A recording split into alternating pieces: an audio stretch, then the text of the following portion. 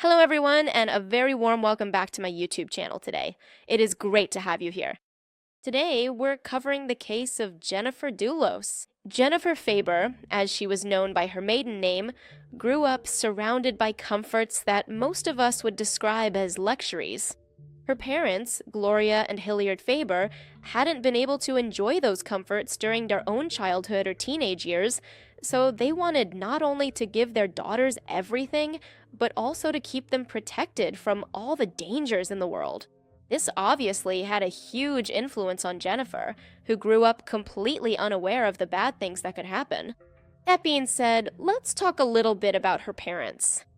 Gloria Ortenberg grew up in Newark, the most populated city in New Jersey, and one of the top destinations for immigrants from Western Europe, who, after witnessing the destruction caused by World War I and the ongoing tension in the continent, decided to seek new opportunities in the United States. Among them were her parents, a Russian man, and a Jewish woman originally from Poland, who had witnessed the rise of anti-Semitism in that region. Their first years in such a different country were not easy. Gloria's father spent several years working in low-level jobs until he was finally able to open his own store. His wife, on the other hand, was a seamstress, a highly sought-after trade at the time. They had their first child in 1926, a boy named Arthur, and 12 years later, Gloria was born as well. Although her parents were young and had managed to better themselves in the United States, from the moment their children were born, they no longer had ambitions for themselves, but for their kids. Both the couple and the rest of the Jewish community in Newark wanted their children to go much further than they themselves had, and for that, all their efforts were focused on achieving that goal. When Gloria was still in school, that dream started to become a reality when her older brother received a scholarship to attend the University of Wisconsin. At first, he planned to study law or medicine, which at that time were considered the most prestigious university degrees. However, his plans changed when he met and became friends with his roommate, a young man from a much higher social class, since his parents worked in the fashion industry. Getting to know that world led Arthur to leave behind the idea of studying to become a doctor or lawyer, and instead enroll in textile and apparel design. That decision, which at first no one could really understand, completely changed the family's fate. It was while working at one of his friend's father's companies that he met Louise Clarbone, a 30-year-old woman who not only had enviable beauty, but also came from a family with a great deal of money and prestige. Louise had studied art and design at the best institutions in Paris, which in 1949 allowed her to win a national contest in the United States organized by Harper's Bazaar, an important fashion magazine in that country, which gave her the opportunity to start working in that world. By the time she and Arthur met, Louise was working independently, offering her designs to different companies, including the one where he worked. They both met at a meeting where the designer presented a line of women's swimsuits, as well as several pieces of clothing designed for middle-class or even lower-middle-class women who couldn't afford to spend huge amounts of money on clothes. Although Arthur's bosses didn't like Louise's proposal at all, he was completely smitten with her. A couple of months later, they got married and started their own company, which completely revolutionized the fashion world, also changing the way of life for the entire Ortenberg family, who benefited from Arthur's resounding success. Although he wasn't the only one who found success. Gloria also did very well. At a time when successful women were still viewed with suspicion, Gloria studied much more than her brother.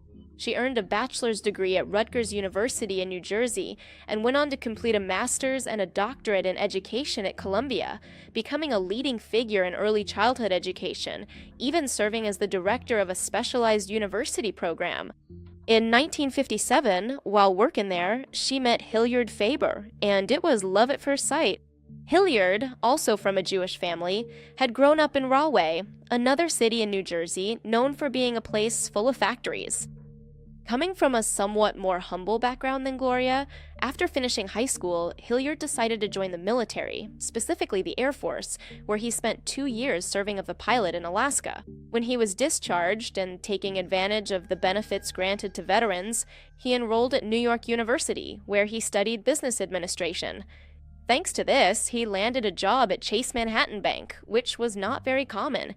Jewish people like him usually didn't have access to executive positions of power, as Hilliard had managed to do. So, in an attempt not to stand out or be different in a way that could be seen as negative, he gradually distanced himself from his customs. He started to speak, dress, and generally carry himself like a Protestant American man.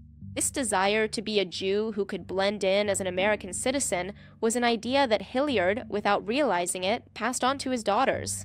Without getting too far ahead, Jennifer herself felt proud of not looking Jewish, not because she hated her heritage, but because she took a certain pride in being different from them, especially when it brought certain advantages to her and her family. Anyway, going back to Hilliard.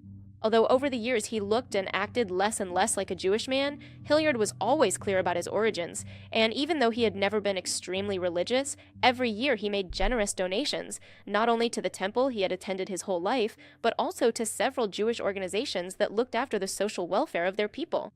This was something Jennifer did not inherit from her father. After marrying Gloria in 1962, the couple moved into an elegant apartment in Brooklyn Heights, where they had an excellent view of all of Manhattan. They enjoyed their life as newlyweds for 3 years, focusing on their successful careers before welcoming their first daughter, Melissa, in 1965, and then Jennifer in '68, who was born on the 27th of that year. While the youngest of the girls grew up having a perfectly healthy childhood, Melissa, on the other hand, began to suffer from various mental health issues during her childhood, which only became more noticeable in her teenage years, when she started receiving medical treatment.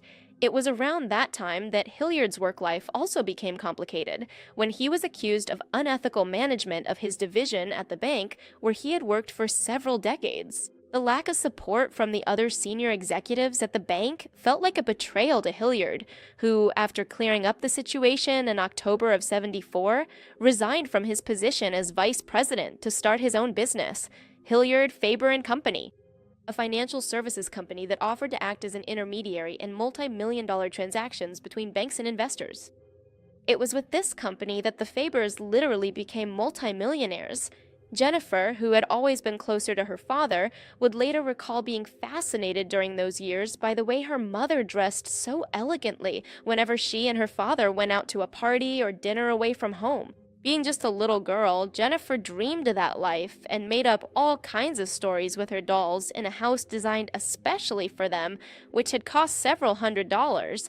Even though she was still very young, Jennifer had already shown that she had a much more developed imagination than any other child her age. This particular skill was further developed when she started attending St. Anne Private School, a prestigious institution where the teaching method was entirely and fundamentally different from any other. At St. Anne, the children didn't receive traditional grades, and there wasn't a core set of required subjects either. Instead, the focus was on each student's individual traits, allowing them to grow in their natural talents or personal interests, while also teaching them more traditional subjects. Jennifer attended not only elementary, but also high school there, and it was in high school where she began to stand out, not just for her grades, personality, and looks, but also for her lifestyle and the privileges she enjoyed. And the thing is, unlike her classmates and friends, Jennifer didn't take the school bus, or a shared ride, whatever you want to call it, or even get dropped off by her parents. She actually had a private chauffeur who waited for her every single day after school and took her wherever she wanted to go. Plus, he would stay there waiting until the teenager wanted to come back. Even though St. Anne was a private school and definitely not cheap, having a chauffeur just for her was clearly a privilege that no one else had. And that was just one of the numerous exclusive privileges Jennifer enjoyed. According to her friends, when graduation started to draw significantly closer and Jennifer began making plans to college, she didn't even have to worry about whether her grades were sufficiently high enough to get into any of the schools she wanted to attend. She knew her father could get her a spot by donating money, And when her acceptance letter from Brown arrived, which, if you don't know, Brown is a private Ivy League university located in Rhode Island, she proudly said that her father had found the right person to bribe in exchange for her admission. Although the truth is, Jennifer often made those comments to seem dumber than she really was, playing a bit with that image she had. Brown was, and still is to this day, known as a university where the vast majority of its students come from extremely wealthy families, although there is a portion of scholarship students who are still upper middle class. Since Brown is prestigious for its arts programs, Jennifer decided to study literature and art history, not only because she had loved reading for as long as she could remember, but also because in recent years she had started writing and was increasingly convinced that she wanted to dedicate her life to it. So when she graduated with her bachelor's degree in the early 90s, she didn't hesitate to move to Manhattan to study dramatic writing at New York University, an environment that was much more artistic and unstructured than Brown, and most of the controlled settings she had been in up to that point. For the first time in her life, Jennifer was exposed to other economic realities and realized just how different hers was from that of her classmates and friends. Because it's clear that with all those privileges she had, she was living in a bubble. Likewise, instead of living in a student residence or in the university dorms, Jennifer had a nice apartment on Fifth Avenue, in a building that opened in 1927, where at that time, important artists and celebrities like Helena Bonham Carter, Tim Burton, Patti Smith, and even Rolling Stones member Keith Richards had lived or were living. The apartment her father had gotten for her had every comfort. Far from being a studio apartment, it had several rooms, and in them was everything she could possibly need, from a huge TV and a desktop computer to something most of her friends found strange, a baby crib. Even though it wasn't useful at the time, the crib was full of meaning for Jennifer, who had always dreamed of having a perfect family with 3 kids and a husband with whom she'd have a love story as romantic as those in her family. Obviously, during those years, Jennifer dated several young men, but her relationships never gave her the satisfaction she expected, and as quickly as she started them, she ended them. Even though her dream of discovering the love of her life and getting married was deeply significant to her, while studying at New York University, Jennifer dedicated herself to her writing, even presenting at least 2 plays with a theater company she co-founded with her friends. Given her family's influence and the money Hilliard provided them, the Playwright Collective performed what Jennifer wrote for an audience that included the most prominent people in high society, something that, in a way, brought together the 2 worlds she lived in, that of artists struggling with financial problems and the challenges of wanting to make a living from art, and the upper echelons of American society. That was one of the few times she allowed those 2 worlds to mix, considering that one had nothing to do with the other, even though her plays were clearly inspired by her personal life and her family. Jennifer's 20s were thus split between 2 worlds, her efforts to establish herself as a writer, and, at the same time, her desire to fulfill her fantasy of getting married young. During those years, she dated several people, with her most significant relationship being with a former classmate named Tom. Even though they dated for 2 years, both had extremely different ambitions, and that led Tom to decide to break up with Jennifer when she was 25. That breakup shattered not only her heart, but also her dreams of a perfect marriage. Jennifer no longer believed that such a thing could happen. And even though there were dozens of men interested in her, the young writer didn't seem interested in returning their feelings. Every now and then, she would go out with one of them, but to the surprise of those around her, she was no longer looking for a formal, serious relationship right away. She didn't want to settle for anything less than what she had dreamed of since childhood, and that very thing made her never satisfied with the men she dated. As time went by, her anxiety about never finding the love of her life was compounded by her age. Getting closer and closer to 30, Jennifer felt like she was running out of time and would end up spending her life alone. Talking to her father about these feelings, Hilliard said some words that would stay with Jennifer for a long time, and even influence the way she thought. The person you're looking for is probably someone you already know. You're not going to find him in a bar or at a party. He'll come to you when you least expect it. He said this almost as if he knew exactly what his daughter's future would be. In 2000, feeling suffocated by life in New York, Jennifer moved to Colorado with a little dog named Sophie, whom she had adopted the previous year. She didn't know a single person in her new home, and that gave her the feeling of starting over, even though she did so in the same circles as always, moving into a condo in Aspen, popularly known as the Mountain of Billionaires. Sheltered in the beautiful mountains, Jennifer focused on writing a novel inspired by her own life and love stories, leaving behind everything she had been up to that point. During that time, she stopped speaking to her parents and, in an attempt not to be recognized, started calling herself Jennifer Bay. Not satisfied with just that, she also became a Christian. It wasn't a matter of faith, but rather about starting over, creating a new identity, and hiding her own. Although, for her family and friends, her conversion remained a secret. And even if her father and mother knew about it, it didn't change the fact that they continued giving her access to the family's bank accounts and maintaining her luxurious lifestyle, which led her to leave Aspen just a year after moving there and relocate to Los Angeles, a city as energetic as Jen herself, who spent a year trying to live there and carve out a place for herself in the fast-paced world of film and television. However, after a year without any significant progress, she decided to return to Aspen.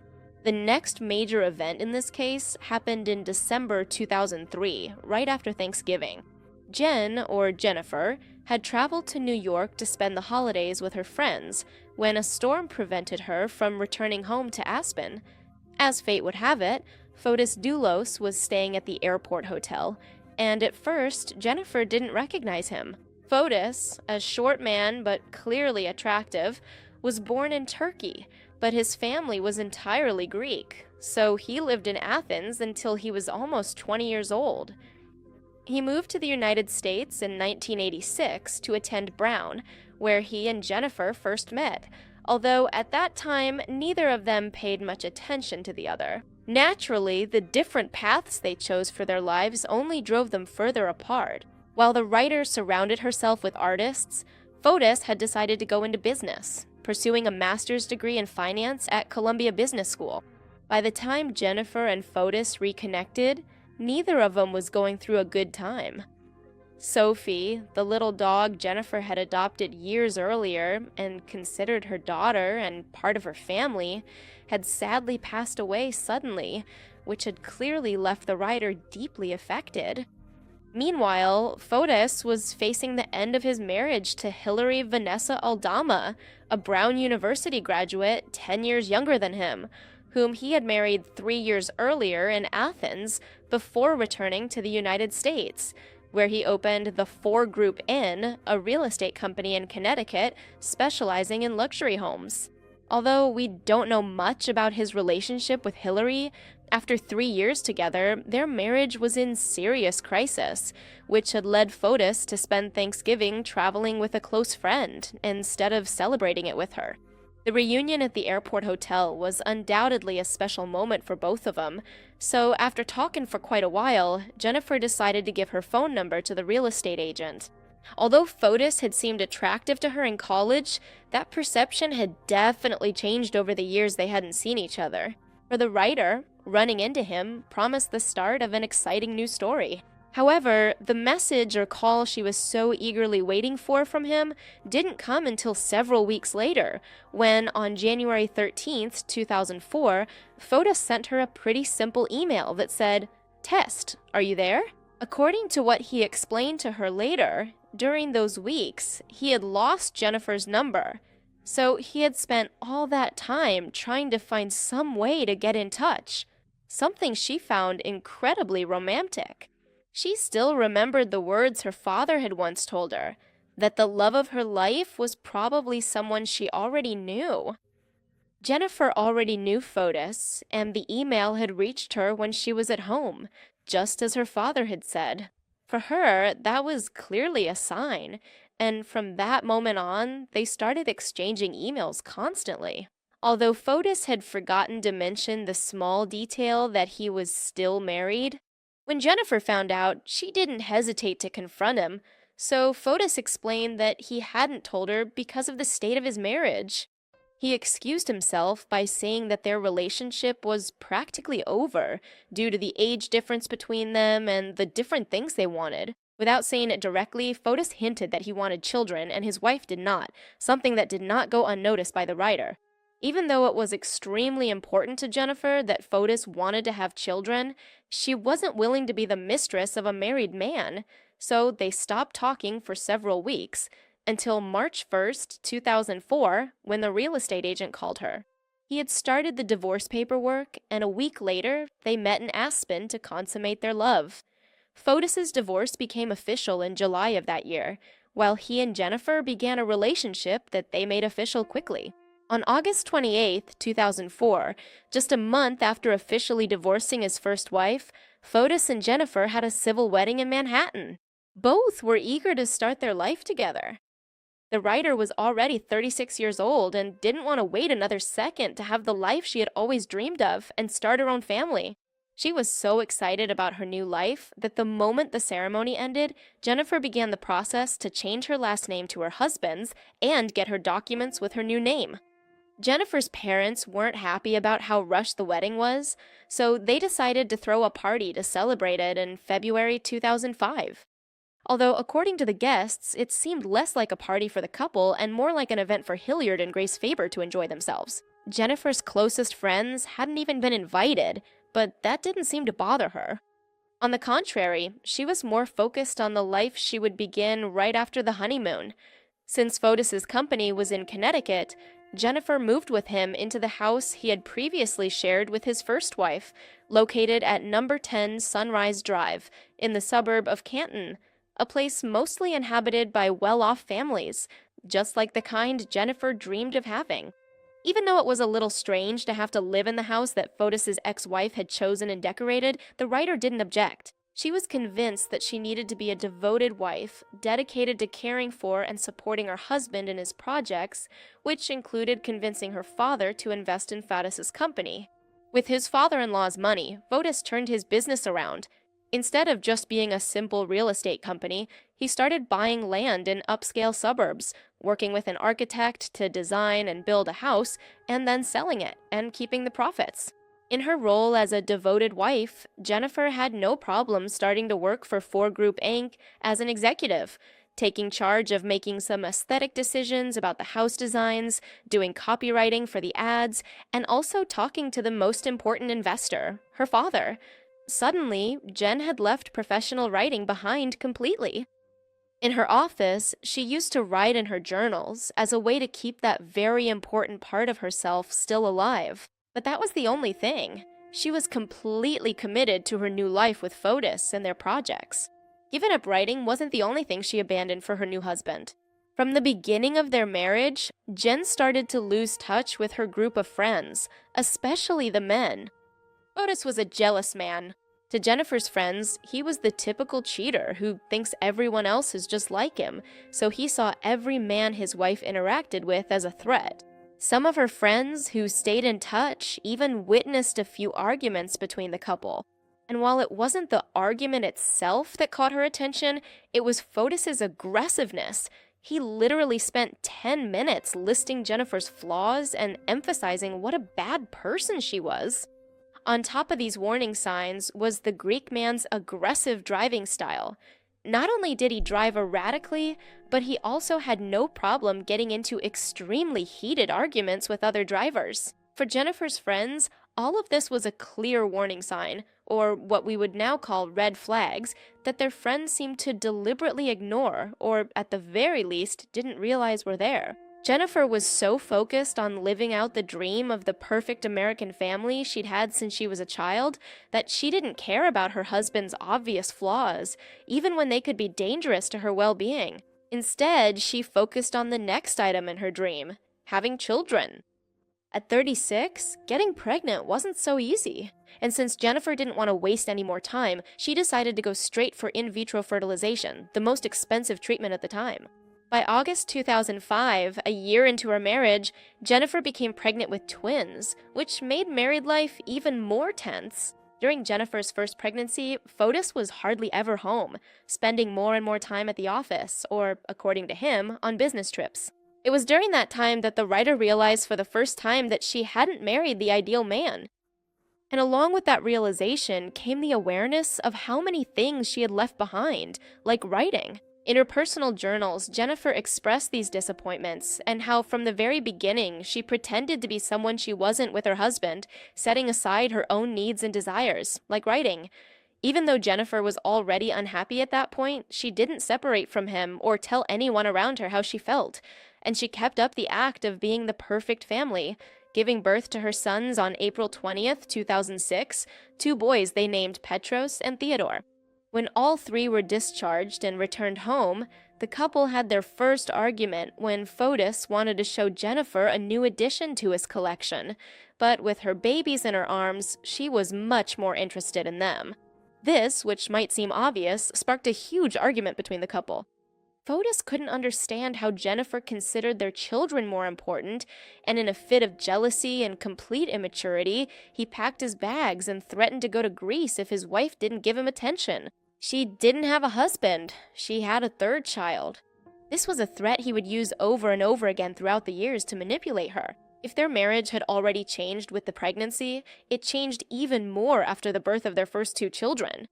And because of that, Jennifer completely shifted her focus, making her babies her top priority, which made Fotis feel extremely left out, especially since Jennifer seemed happier than ever being a mother. Instead of making him happy too, as her husband, it made him jealous because suddenly he was no longer the most important thing in Jennifer's life. All of this left him feeling insecure and also very angry.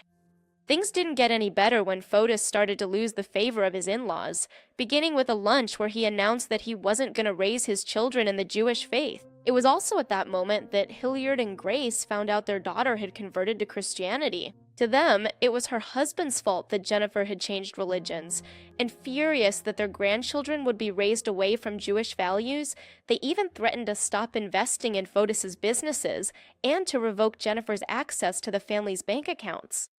The argument escalated so much that Hilliard ended up calling Fotis abusive, a liar, and even anti-Semitic, to which Jennifer's husband responded in the same way he did with his wife. He told them that they already had plans to move to Greece and settle in Athens, where his family would welcome them with open arms, and where the Fivers wouldn't be able to see their grandchildren. Jennifer taking her husband's side instead of her father's marked a turning point in her relationship with her parents. But at the same time, it also forever changed how she saw Fotis. She no longer saw him as a man who valued family over money, but quite the opposite. But even so, Jennifer stayed married to him, and even in 2007 underwent another fertility treatment that led her to become pregnant with twins again. This time they were two girls, Constantine and Christian, who were born on October 31st, 2008. Fotis, who had actually never wanted to have children, became the father of 4 in just a few years, and the life he had dreamed of for himself was completely left behind. His wife, who was completely devoted to caring for their children, had stopped paying attention to him and, according to him, had also stopped being attractive, so he started distancing himself more and more from his home and family. A very responsible man. He looked for any excuse to travel, whether alone or with friends, without necessarily telling Jennifer where he was going or for what purpose. The time he did spend in the city, he would spend at exclusive sports clubs for wealthy men like himself, with his favorites being those where he could do water sports, like skiing, a sport he had been practicing since the late 90s, and which he also started sharing with the twins, Petros and Theodore. He got them into the sport as soon as they could walk, and really started training them when they turned 5 years old. His dream was for his children to become outstanding athletes, no matter in what sport exactly, although he made sure to spend quality time with them on the water in an attempt to pass on his love. Jennifer, however, didn't think it was normal for her husband to put so much pressure on their kids with water skiing. Every year, without fail, the boys, and later their sisters too, would start getting in the water in April, when the temperature was still really low. But that wasn't Jennifer's only concern. She felt that training at least 3 days a week for several hours until the tricks were perfect wasn't something her kids should have to do. Even so, she went to every single practice to support them, since she felt her kids were suffering.